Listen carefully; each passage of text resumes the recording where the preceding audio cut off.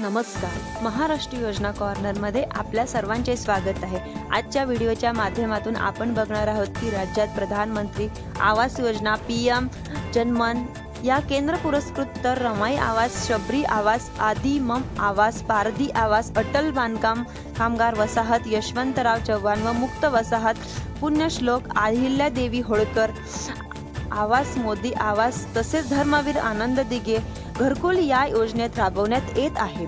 अंतर्गत आतापर्यंत 44,07,000 घरकुल मंजूर करण्यात आली आहे. प्रधानमंत्री आवास योजना ग्रामीण टप्पा 2 अंतर्गत 2024-25 करता 20 लाख घरकुलांच्या उद्दिष्टांपैकी सुमारे 18,38,000 घरकुलांना मंजुरी दिली असून 14,71,000 लाभार्थ्यांना पहिल्या हप्त्यासाठी 2200 कोटी रुपयांचा वितरित करण्यात आले आहे. ही योजना राबवण्यात महाराष्ट्र देशात प्रथम क्रमांकावर आहे.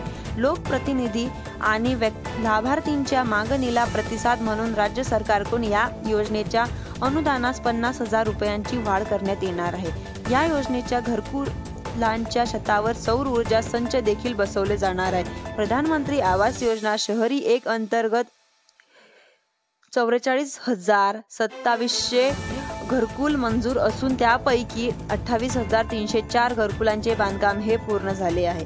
घरकुलांचे बांधकाम 31 डिसेंबर 2025 पर्यंत पूर्ण करण्यात येणार आहे.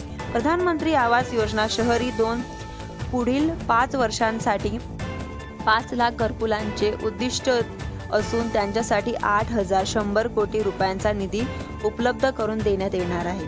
नवीन पूर्ण बांधकाम तंत्रज्ञानाचा वापर, हरित इमारती आणि सौर ऊर्जा प्रणालीचा वापर अधिकांचे अनुदान देण्यात येणार आहे. तुम्ही जर माझ्या चॅनलवरती नवीन असाल तर चॅनलला लाईक, सबस्क्राईब, शेअर करायला विसरू नका.